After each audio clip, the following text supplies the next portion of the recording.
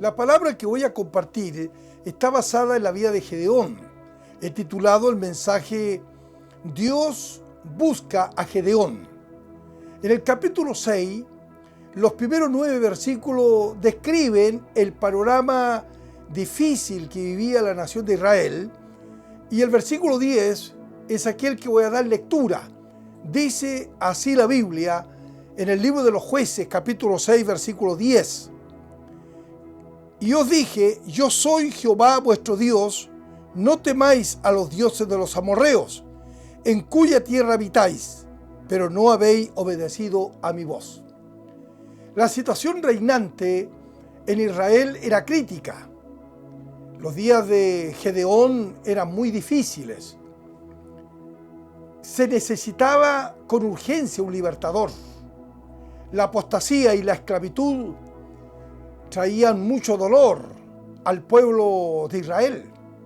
7 años bajo una opresión donde naciones extranjeras robaban todo el trabajo que ellos realizaban. Todas las cosechas eran usurpadas.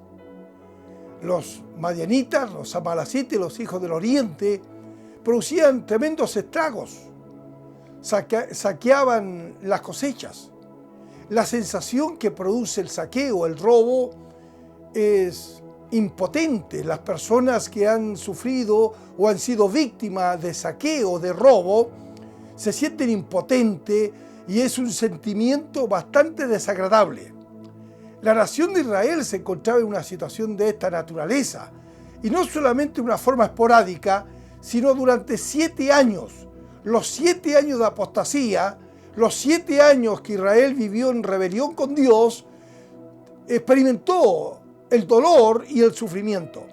Matthew Henry, un comentarista y un hombre muy consultado por el pueblo cristiano, él dice las siguientes palabras en referencia a Madián. Madián era un pueblo inculto, ignorante y despreciado por todos. Israel lo había vencido anteriormente, hasta cierto punto lo había destruido. Lo que dice el comentarista Henry, tenemos que verlo a la luz de lo que declara el libro de Números.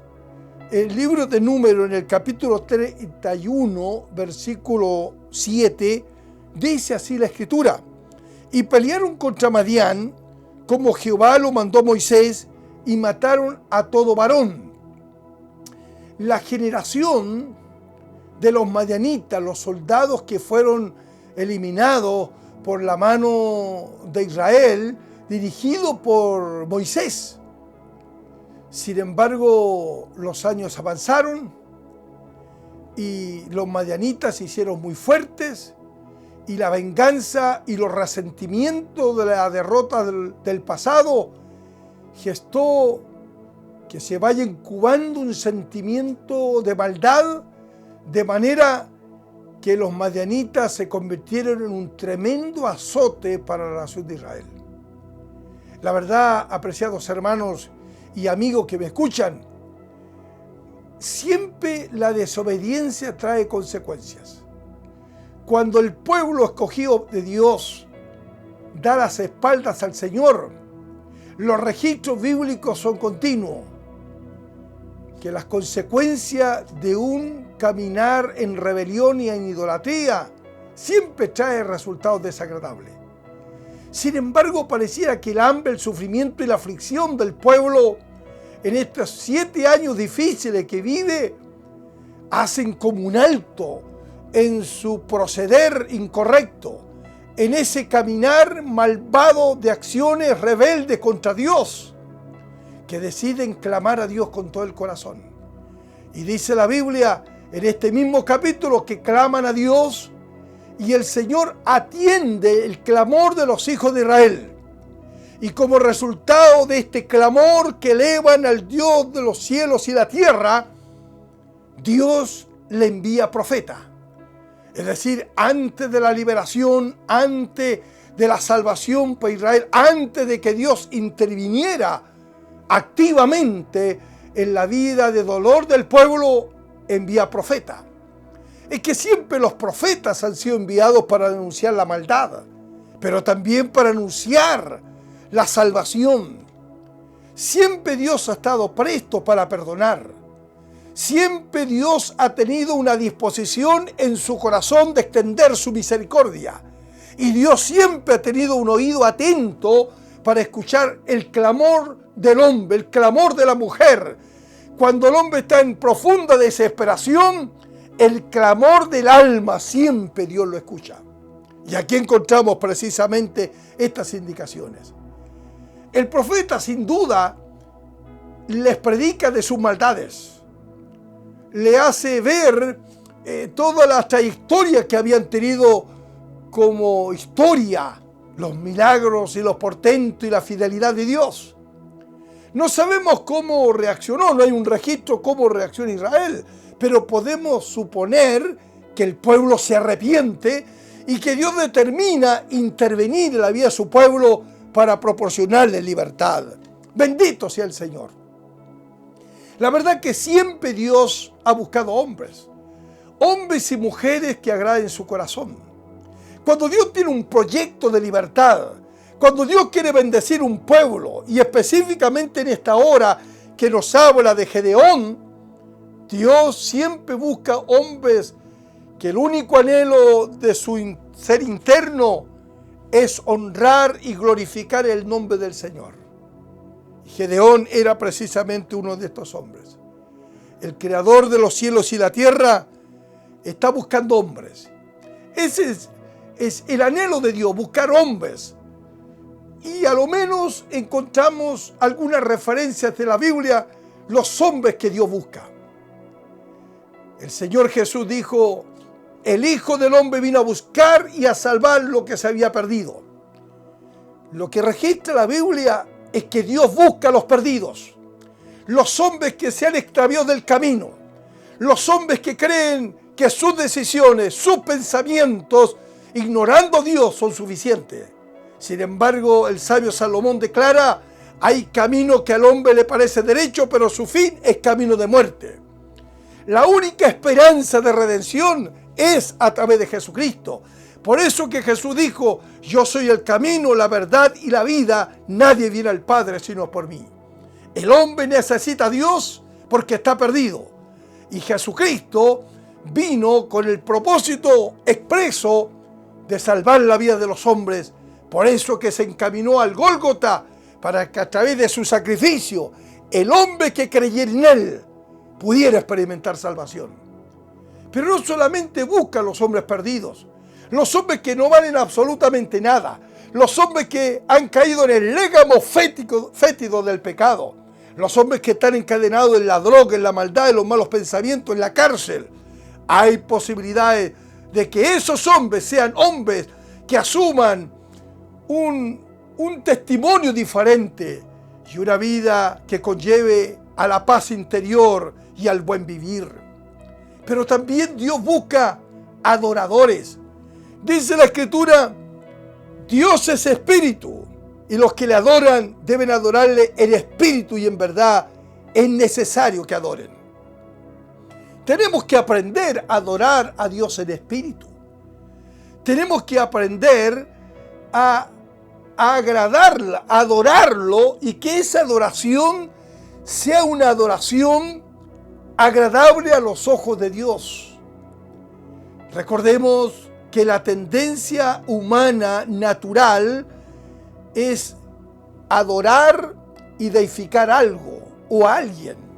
Hay una tendencia, hay una naturaleza religiosa que lleva al hombre a reconocer un ser superior a él. Y es por eso que el hombre incurre constantemente en la idolatría. Esa es una tendencia. Pero sin embargo nosotros debemos adorarle, como dice la Escritura, adorarle en espíritu y en verdad. Es necesario que adoren. Necesitamos aprender a ofrecerle una adoración aceptable. Y que esa adoración aceptable, que no es otra cosa que una adoración en espíritu, de corazón, experimentemos la satisfacción inherente en el acto.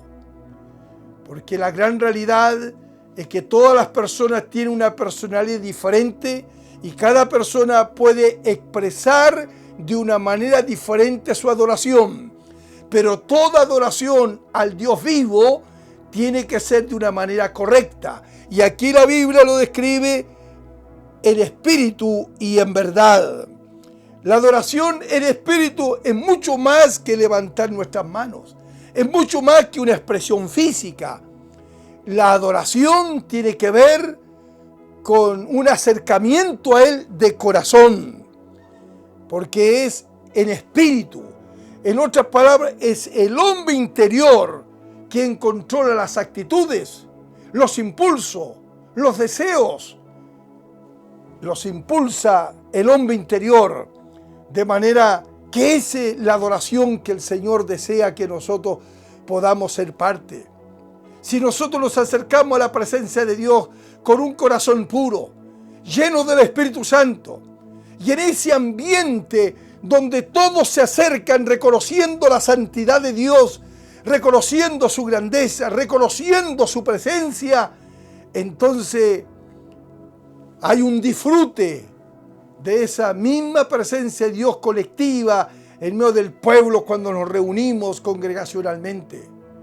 Pero si nosotros nos acercamos con motivos incorrectos, con un corazón lleno de amargura, lleno de resentimiento, lleno de incredulidad, lleno de negativismo, lleno de relaciones interpersonales quebradas, no solamente obstaculizamos la adoración colectiva, el ambiente congregacional, si no regresamos a casa tan vacío como llegamos.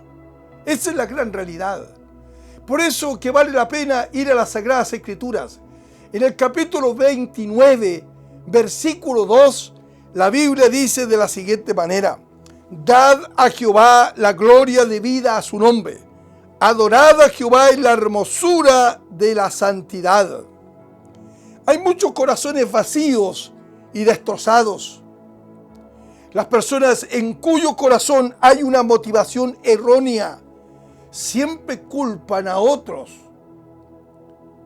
de la falta de disfrute, de paz y de bendición personal.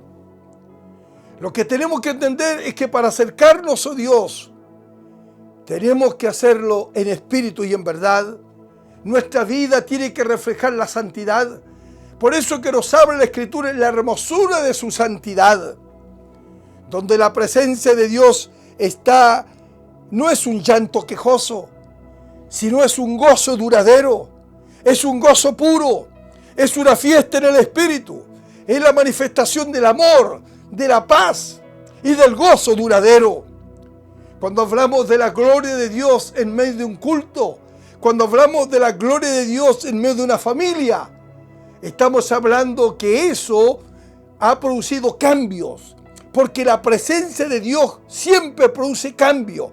Y cuando hay un ambiente de adoración genuina en espíritu y verdad, entonces hay cambio, hay transformación en medio de la cristiandad. Y cuando hay este ambiente de adoración, donde el corazón de Dios es tocado y donde nosotros somos regocijados en esa presencia, Dios trae convicción de pecado. El Señor sana enfermo, porque en el ambiente de la presencia de Dios, Dios siempre hace maravillas. Pero sabe, apreciado hermano y persona que participa de este mensaje, quiero decirlo que nosotros no somos las personas más importantes, por talentosas que podamos ser, por buenos instrumentos que podamos tener y poder saberlos tocar, sino el creyente que se ha acercado con los instrumentos y con su vida personal para adorar a Dios en espíritu, se da cuenta que lo que más desea Dios es su corazón, y lo que él o ella desea es la presencia de Jesús. En otras palabras, lo anhelamos a Él.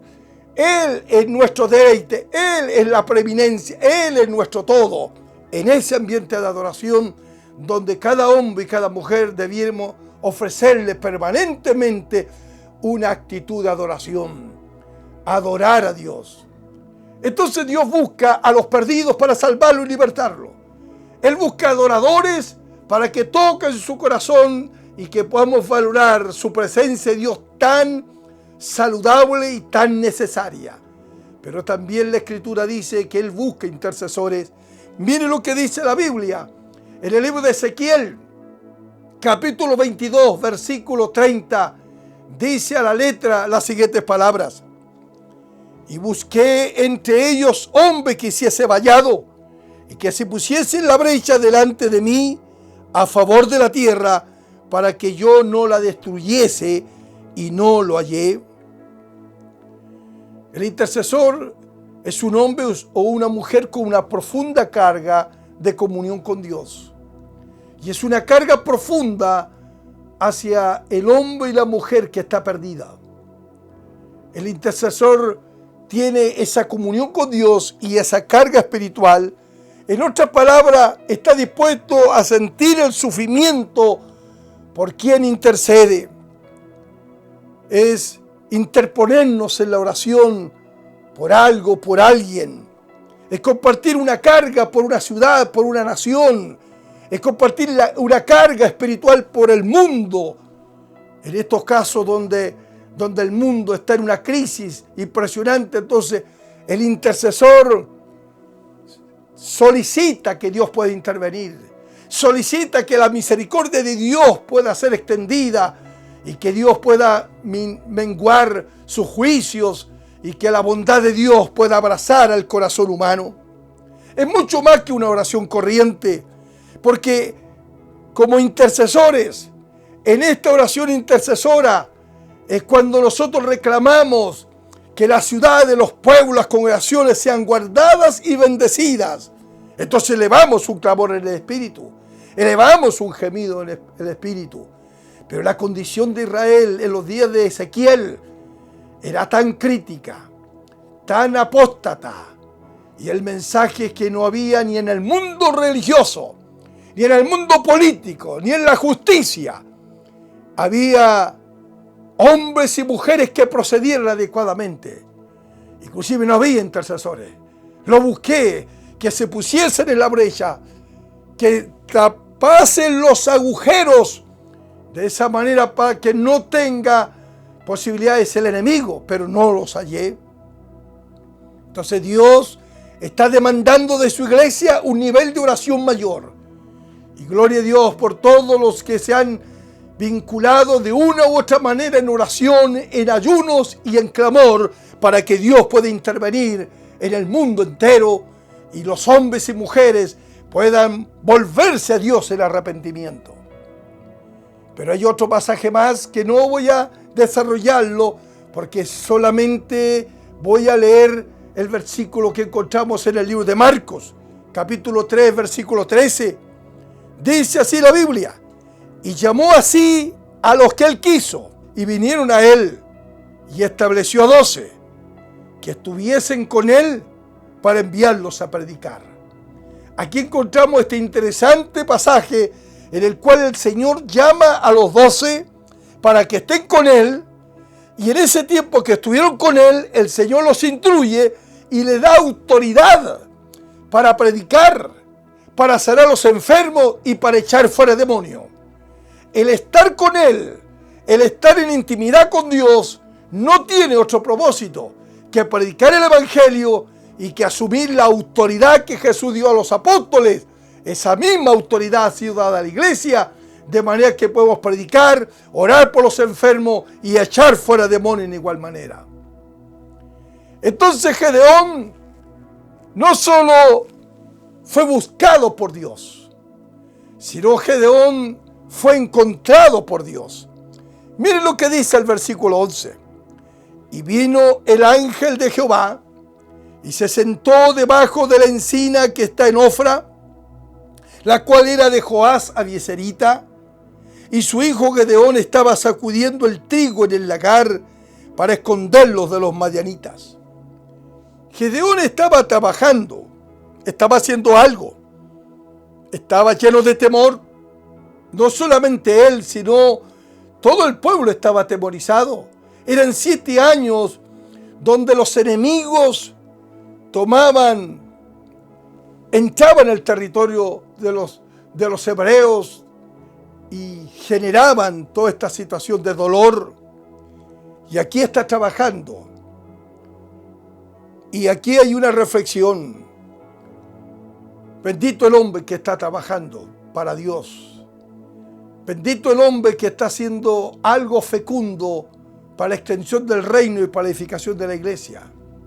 Bendito los hombres y las mujeres que están aprovechando estos medios tecnológicos para disciplinarse y de esta manera participar con todas las habilidades que Dios ha dado a la persona, y esa persona no solo conectándose, sino invitando a otros, hablando a otros de Cristo. Felices aquellos que están involucrados y participan activamente en todos los programas que la Iglesia de Cristo está desarrollando. Pero hay de aquel que hace lo malo, porque aquel que hace lo malo no podrá participar de la vida de Dios.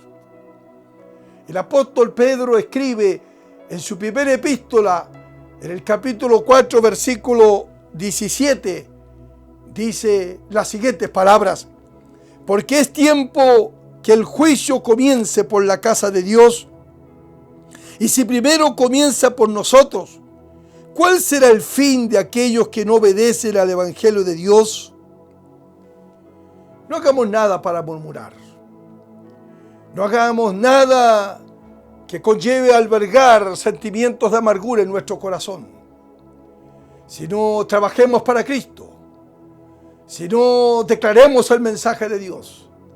Anhelemos que otros lleguen a conocer a Jesús. No participemos de las obras malas, sino por el contrario, comprometámonos a conectar a las personas con el Evangelio de Cristo. Conectémoslos con los diversos programas que se están desarrollando con tal que hombres y mujeres lleguen al conocimiento de la verdad. Dios buscó a Gedeón y Dios encontró a Gedeón. Mire lo que dice el versículo siguiente. El ángel de Jehová se le apareció y le dijo: Jehová está contigo, varón esforzado y valiente. El ángel, aquí no es el profeta.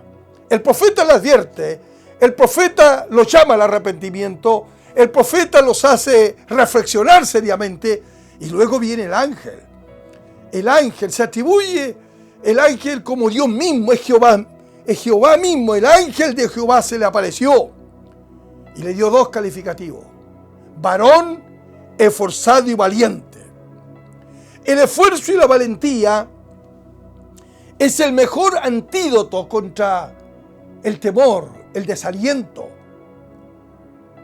El esfuerzo y la valentía. Ser un hombre o una mujer esforzada es poner ahínco en lo que uno hace. Es entregar lo mejor de uno mismo. Es hacerlo con dedicación. Ser fuerte describe la fortaleza física del ser humano.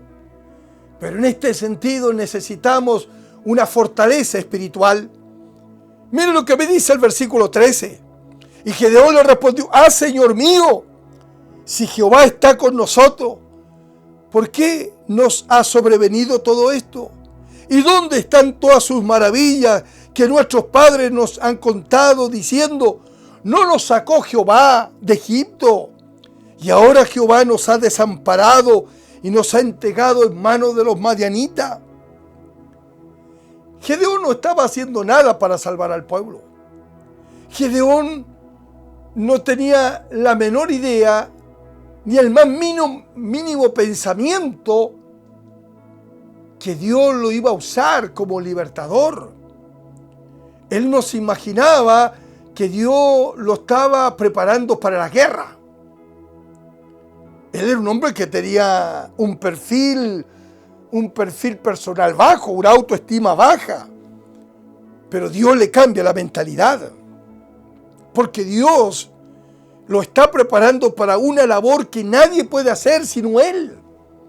Porque por encima de las limitaciones humanas, Dios ve la disposición de un corazón, la disposición para creerle a Dios y para llegar a tener una fe viva. y una dependencia total del Espíritu Santo. Hay todo un proceso, pero en este proceso Dios pacientemente comienza a darle las indicaciones a Gedeón para que Gedeón llegue a la decisión posteriormente de convertirse en el libertador que Dios deseaba. La manera de pensar es tremendamente necesaria. Si tenemos un pensamiento correcto, la vida nuestra será correcta. Por eso que se ha dicho, cambia tu manera de pensar y cambiarás tu manera de vivir. Entonces tenemos que ser esforzados. Pero esforzado, ¿para qué? ¿Cuál es el propósito de nuestro esfuerzo? El esfuerzo mayor es para que seamos fieles. Esforcémonos para ser fieles a Dios. Esforcémonos para ser fieles a los integrantes de nuestra propia familia. Esforcémonos para ser fieles a nuestra propia comunidad cristiana, en los cuales somos parte de una familia.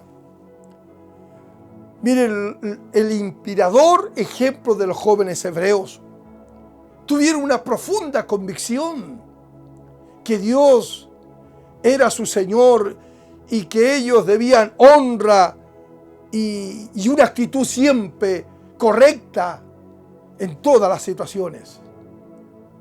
Y la Biblia nos dice en el libro de Daniel que estos jóvenes hebreos fueron obligados a adorar la estatua. Ellos tenían la convicción que Dios era suficiente y no quisieron sucumbir ante las amenazas de ser arrojado en el horno ardiente como un desacato a no adorar la estatua. Sin embargo, él mantiene sus convicciones. Nada los hizo retroceder. Finalmente, Dios fue glorificado. Ellos caminaron en lo sobrenatural. Caminaron como viendo al invisible. Caminaron creyéndole a Dios. Caminaron hacia el horno ardiente, sabiendo que si Dios en su soberanía estaba a libertarlo, ni el fuego ni nada podría impedirlo. Ellos se mantienen fieles y usted sabe muy bien los resultados. Ni olor a humo había en su cabello. Salieron libertados bajo el asombro de aquella concurrencia, inclusive el mismo rey, asombrados de lo que Dios hizo. ¿Qué decir de Daniel? Daniel, un hombre íntegro, un hombre que tenía un espíritu diferente, un espíritu extraordinario. Pero dice la Biblia que los gobernadores y sátrapas, que no encontraron en él falla alguna, no encontraron vicio, era un hombre intachable, un hombre que el único anhelo era agradar el corazón de Dios, nadie podía apuntarlo con el dedo. De manera que hay toda una conspiración y el rey, sin saberlo, es engañado, firma el decreto que no puede ser abrogado. Y cuando Daniel sigue su práctica espiritual, su práctica de intercesión, abría las puertas, las ventanas y oraba libremente 3 veces al día. Fue acusado porque era todo un plan de traición. Finalmente llevado al foso de los leones y una vez más la manifestación del Dios que servimos, del Dios sobrenatural, del Dios que hace maravilla, libró a Daniel del foso de los leones. Un ángel vino y todo redundó en glorias al Señor. ¿Qué decir de Pablo y Silas, que después de haber sido azotados con vara y de una condición física con mucho malestar, con mucho dolor, sin embargo ellos cantaban himnos, cantaban salmos, ellos no se quejaban, no había una actitud de pesimismo, sino ellos tenían la actitud correcta, valorar la presencia del Señor en todas las circunstancias. Y aún golpeado, herido, lastimado y encarcelado, Sin embargo, allí alababan a Dios. El gozo del Señor era su fortaleza. Vino un terremoto, las puertas se abren y ellos seguían en ese lugar. Qué tremenda manifestación de Dios hubo en ese lugar. Hombres fieles, hombres que se esforzaron para ser fieles. Y el llamado que Dios nos hace es ser nosotros fieles. Fieles, varones esforzados. Sí, esforzados para ser fieles. Esforzados para vivir en santidad. Esforzados para agradar el corazón de Dios. Pero el otro calificativo es valiente. ¿Valiente para qué?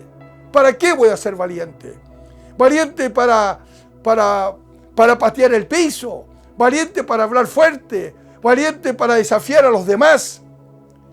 Sino valiente para humillarnos, valiente para pedir perdón, valiente para predicar a Cristo. Esa es la valentía que Dios desea. Y aquí dice valientes. Esta valentía no es otra cosa que tener valor y fortaleza ante las circunstancias y los problemas de la vida. Esa es la valentía que Dios verdaderamente quiere. Todo lo que somos es por la gracia de Dios. Por lo tanto, si todo lo que somos es por su gracia, nosotros debemos regocijarnos con la bendición del hermano, cuando Dios usa un hermano, cuando Dios usa una hermana, cuando usa un joven, cuando usa una persona de mayor edad. Tenemos que regocijarnos en la bendición que fluye a través de sus vidas, porque todo lo que nosotros tenemos en igual manera es por la gracia de Dios. Gedeón fue buscado por Dios y encontrado por Dios. Ahora, ¿cómo se revela Dios? Cuando Dios se revela, las personas son diferentes. Hay algo que sucede. Hay un cambio radical. Cuando Dios se revela a Gedeón, Gedeón no fue el mismo. Cuando Dios se revela a Moisés, en medio de la zarza que ardía y no se consumía, Moisés nunca fue la misma persona. Esa experiencia lo transformó, lo marcó. ¿Qué decir de Esther? Cuando Esther recibe el mensaje de Mardoqueo y las indicaciones de Mardoqueo, Esther nunca fue la misma. Se puso al lado de Dios. Y al ponerse al lado de Dios, vio cómo Dios abre las puertas y la bendición de Dios es sobre su vida. Bendito sea Dios. Cuando Isaías tuvo la experiencia con la gloria de Dios, como dice en el capítulo 6, en un trono alto y sublime sus ojos habían contemplado a Jehová de los ejércitos. Y él, reconociendo que habitaba en medio de un pueblo inmundo de labios, siendo él un pecador, reconoce su propia indignidad, pero a la vez reconoce la santidad. Santo, santo, santo.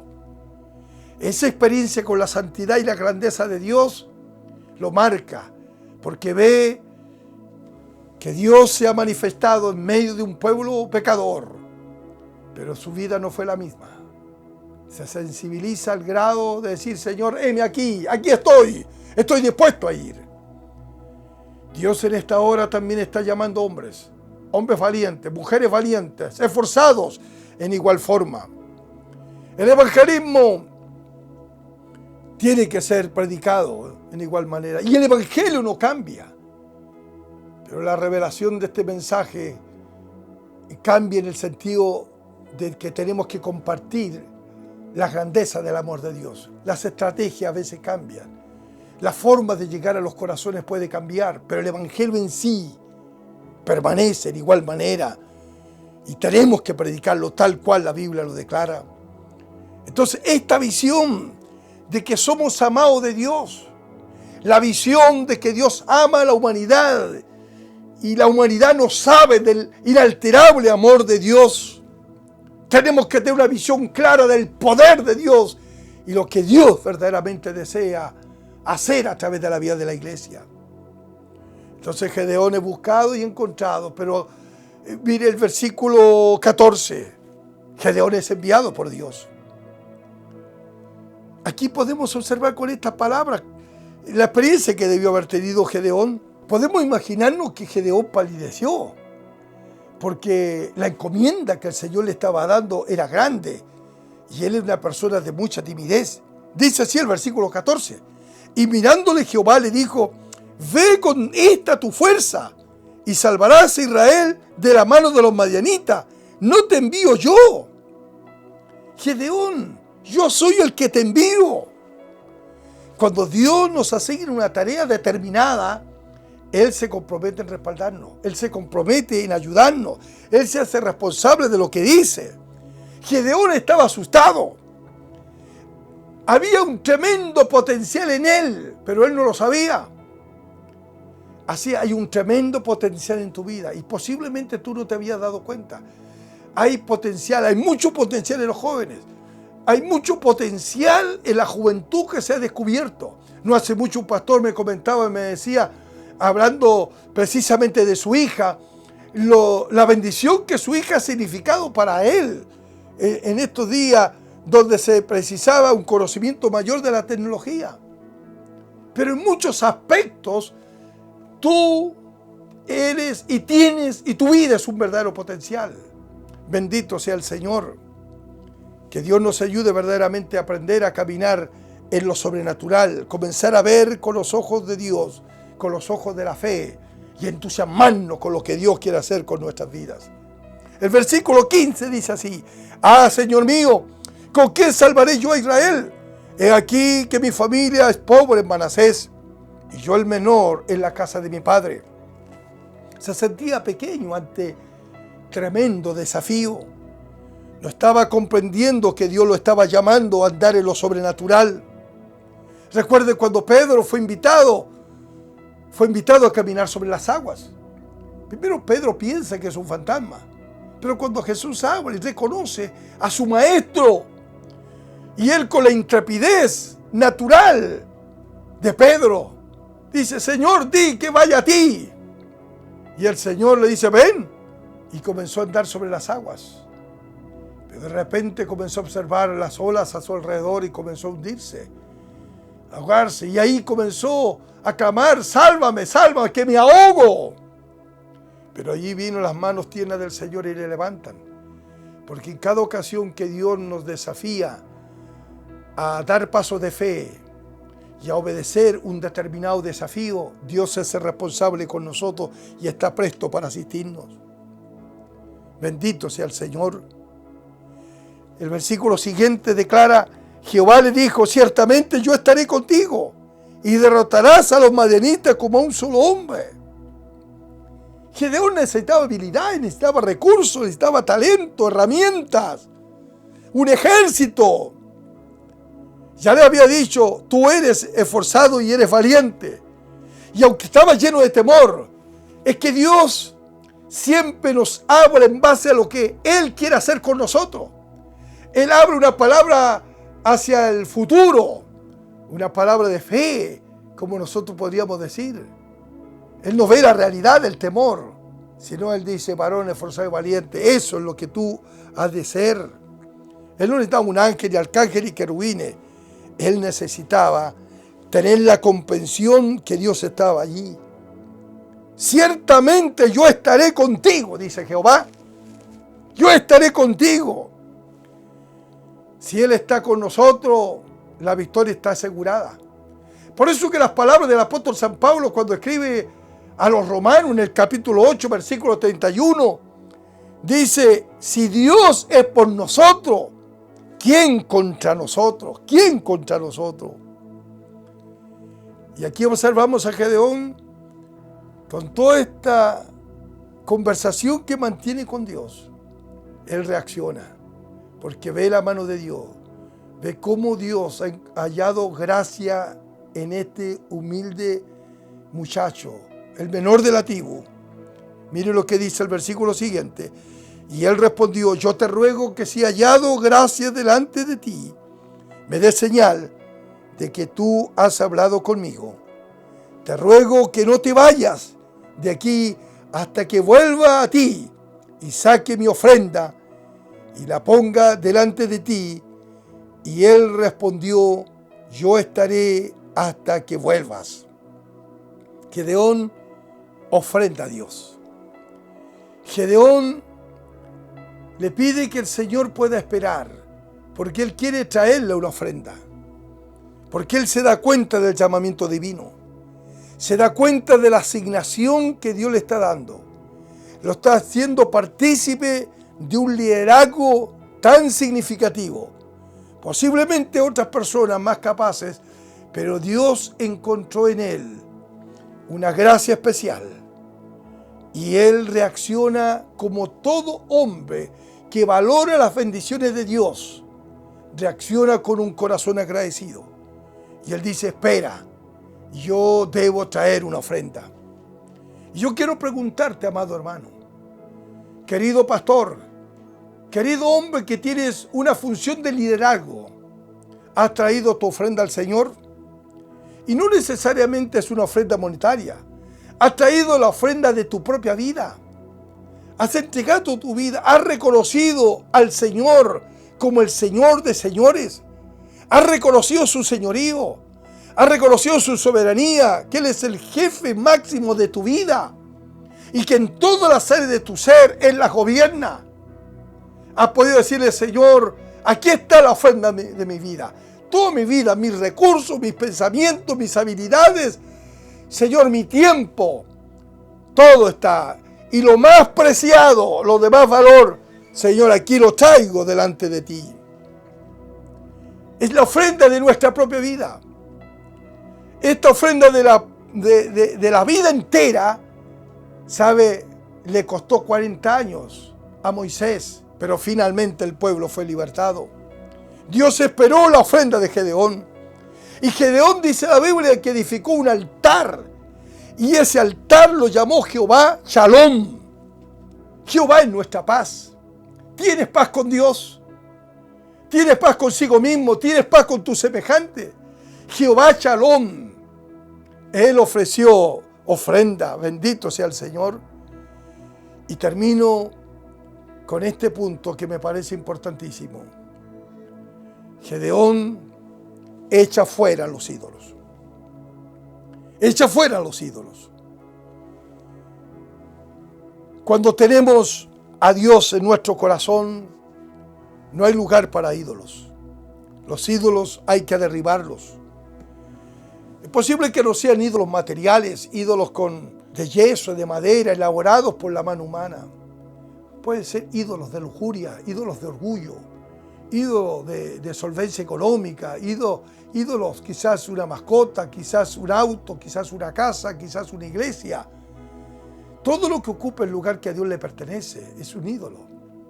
Inclusive el trabajo, que es algo tan necesario, sin embargo, se puede transformar en un ídolo. Un ser amado puede transformarse en un ídolo. Todo lo que reemplace el lugar de Dios se transforma en un ídolo. En un ídolo. Entonces, reflexionemos.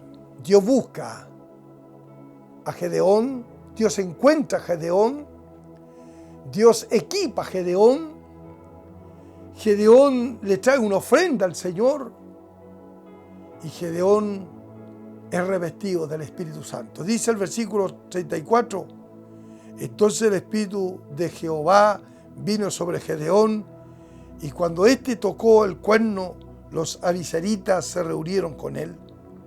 Vino el Espíritu de Dios sobre Gedeón y entonces fue libertador. Gedeón, en los versos posteriores, nos daremos cuenta que él cree y entra en la estrategia de Dios. Es decir, todos estos pasos que dio Gedeón no son otra cosa para obedecer la estrategia de Dios. Vino el Espíritu de Dios y el Espíritu de Dios entonces comenzó a darse cuenta cuál era la estrategia de Dios. Los versos posteriores hay señales que él pide y hay decisiones que Gedeón toma hasta que finalmente Gedeón se transforma en un libertador, obtiene la gran victoria con un campamento enemigo que dice que eran como langostas, es decir, comparado a ellos eran demasiado poco, pero el Espíritu de Jehová vino y todas las cosas cambió. Apreciado hermano, concluyo con estas palabras.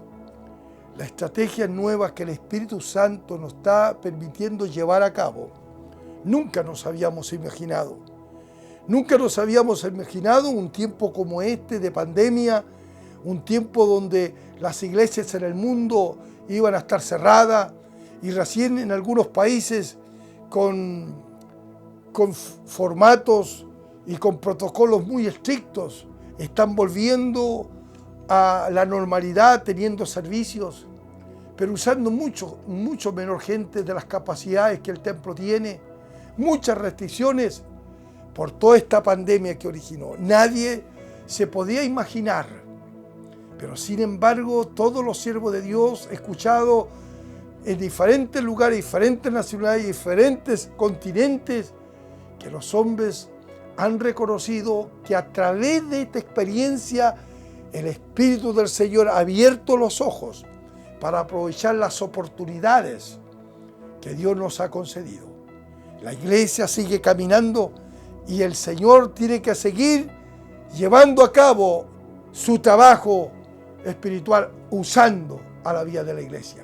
Entonces sigamos predicando, sigamos orando por los enfermos, sigamos esperando milagros, porque Dios sigue siendo el mismo de ayer, de hoy y por los siglos de los siglos. Amado hermano, apreciado amigo, el Espíritu Santo ha venido a nosotros para dinamizarnos, para abrir nuestros ojos, para valorar el ministerio de la palabra, para valorar en mayor fuerza la oración, porque la iglesia primitiva creció en la comunión espiritual, en la oración, en la alabanza, creció en las casas, y el Espíritu Santo ha permitido un verdadero sacudón en el mundo, un mundo lleno de violencia, un mundo lleno de abusos. La injusticia, los abusos han generado mayor violencia, pero no es la respuesta, no es la solución. La solución es Cristo, la solución es el Señor de gloria, la solución son las enseñanzas del Sermón del Monte, un estilo de vida diferente para caminar en el poder de su fuerza, siendo la bendición que Dios quiere para cada una de las naciones que nosotros representamos. Dios le bendiga.